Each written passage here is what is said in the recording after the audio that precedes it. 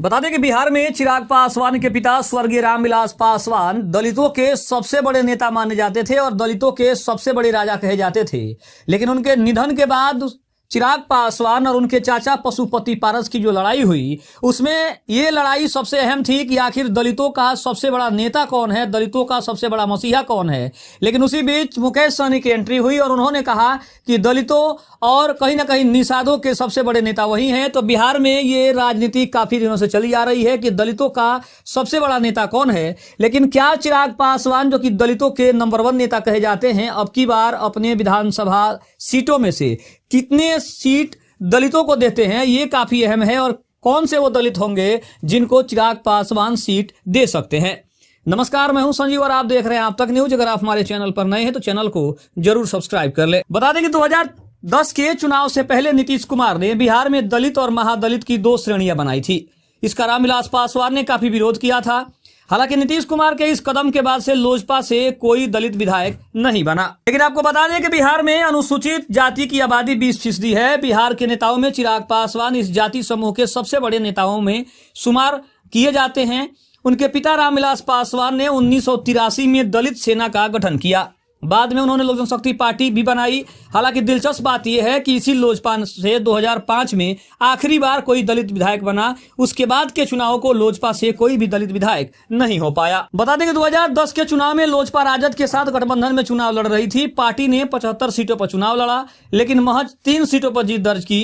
भभुआ से डॉक्टर प्रमोद कुमार सिंह, ठाकुरगंज से नौशाद आलम और अररिया से जाकिर हुसैन चुनाव जीते थे। इस चुनाव में पशुपति पारस को गठबंधन की तरफ से उप मुख्यमंत्री का उम्मीदवार घोषित किया गया था, लेकिन वे अलौली सीट से खुद भी चुनाव हार गए थे। अब 2015 के चुनाव में लोजपा एनडीए का हिस्सा थी। पार्टी 42 सीटों पर चुनाव लड़ी थी और उसे 4.83% वोट मिले थे।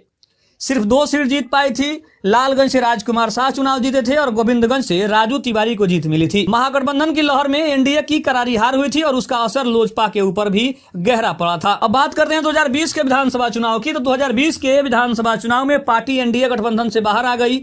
अकेले दम पर 135 सीटों पर चुनाव लड़ा। 110 सीटों पर जमानत जब्त हुई। पार्टी सिर्फ मटिहानी से चुनाव जीती। यहां राजकुमार सिंह चुनाव जीते, जो बाद में जदयू में शामिल हो गए थे। अब अगर बात करें 2005 में आखिरी बार जो दलित विधायक बने थे, पार्टी से 2005 में पशुपति पारस, महेश्वर हजारी जैसे नेता चुनाव जीते और यह दोनों रामविलास पासवान के परिवार के ही थे। 2010 के चुनाव से पहले नीतीश कुमार ने बिहार में दलित और महादलित की 2 श्रेणियां बनाई। इसका रामविलास पासवान ने भी काफी विरोध किया था। हालांकि नीतीश के इस कदम के बाद से लोजपा से कोई दलित विधायक नहीं बना। लेकिन इस बार चिराग पासवान के लिए इस क्रम को तोड़ना भी एक सबसे बड़ी चुनौती होगी। दूसरी तरफ बात करें तो चिराग पासवान के लिए भी कहा जा रहा है कि वो दलितों के सबसे बड़े नेता हैं और वो बार बार इस बात की ओर इशारा भी करते हैं कि वो दलितों के सबसे बड़े नेता हैं। लेकिन क्या अब की बार के चुनाव में चिराग पासवान कितने सीटों पर दलित विधायकों को खड़ा करेंगे, दलित उम्मीदवारों को खड़ा करेंगे और कितने दलित विधायक जीतेंगे और विधानसभा तक पहुंचेंगे, ये सबसे दिलचस्प है। लेकिन कहीं ना कहीं चिराग पासवान के लिए बड़ी चुनौती सीटों का बंटवारा, विधानसभा क्षेत्रों का चुनाव और कितने दलित उम्मीदवारों उतारते हैं, ये कुछ ऐसी चुनौतियां हैं जो चिराग पासवान को अब की बार पार करना होगा। और चिराग इस पर क्या प्रतिक्रिया देते हैं, कितने उम्मीदवारों को उतारते हैं, कितनी सीटें उन्हें एनडीए की तरफ से दी जाती है, ये सबसे अहम है। लेकिन कहीं ना कहीं चिराग पासवान अगर दलितों को विधायक बनाने में कामयाब हुए तो अब की बार के चुनाव में ये स्पष्ट हो जाएगा कि वर्तमान में दलितों के सबसे बड़े चेहरा और दलितों के सबसे बड़े नेता चिराग पासवान ही होंगे। खबर कैसी लगी कमेंट में जरूर बताइएगा। तब तक के लिए धन्यवाद। जय हिंद, जय भारत।